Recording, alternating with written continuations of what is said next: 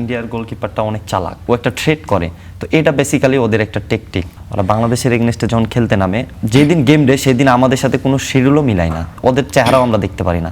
যে যখন একটা গোল মিস হলো তখন মানে একটু ভয় কাজ করছিল কি যে কি না কি হয় না কি হয়। তা তো অবশ্যই করবো, এটা এত বড় একটা মোমেন্ট, এতগুলো একটা অপরচুনিটি পাইছিলাম, শুরুতে ওদের একটা মিস হয়েছিল, পরবর্তীতে যখন আমাদের একটা মিস হলো তখন অনেক বেশি ভয় করতেছিল। বাটু মিঠু বলতেছিল যে চিন্তা করিস না, ইনশাল্লাহ আল্লাহ আমাদের সাথে আছে, আল্লাহ আমাদের পরিশ্রম বিফলে যেতে দিবে না।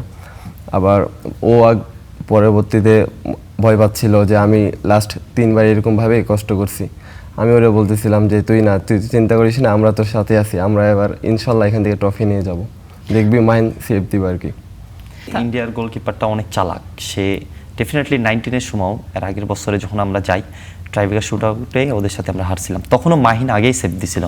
বাট ও যেভাবে কিল করে প্লেয়ারদের মেন্টালিটি, মানে কিল করার চেষ্টা করে যেন ট্রাইব্রেকারটা ও সেভ দিতে পারে বা ওর চোখের দিকে যেন তাকায়, ও একটা থ্রেট করে। তো এটা বেসিক্যালি ওদের একটা টেকটিক বলা যায়। ওরা কোচরাম ফিজিওরা মিলেই এগুলা সব কিছু একটা চাল করে যেন একটা প্লেয়ারে কিভাবে বিভ্রান্তি প্রকাশ করা যায়। মানে এটা তো আসলে ফুটবলে এই ধরনের কিছু জিনিস চলে আমরা জানি। তো এই সাইকোলজিক্যাল ব্যাপারগুলো আসলে মনে হয় যে ইন্ডিয়া কি বেশি নেগেটিভলি করে অন্য দেশের প্লেয়ারদের সাথে, নাকি বাংলাদেশের সাথে একটু বেশি নেগেটিভলি করে, কি মনে হয়? আসলে আমরা যেমন ভারতকে মনে করি প্রতিদ্বন্দ্বী, তারাও আমাদেরকে মনে করে আমাদের চেয়ে বেশি বোধহয় মনে করে। হ্যাঁ, আমাদের থেকে বেশি মনে করে। ওরা বাংলাদেশের এগেইনস্টে যখন খেলতে নামে, ওরা যেদিন গেম ডে সেদিন আমাদের সাথে কোনো শিডিউলও মিলায় না। যদি আমরা একই হোটেলে থাকি, কোনো কিছু ওদের চেহারাও আমরা দেখতে পারি না। বলা যায় ওরা যখন মাঠে নামে আমাদেরকে অনেকভাবে থ্রেট করার চেষ্টা করে।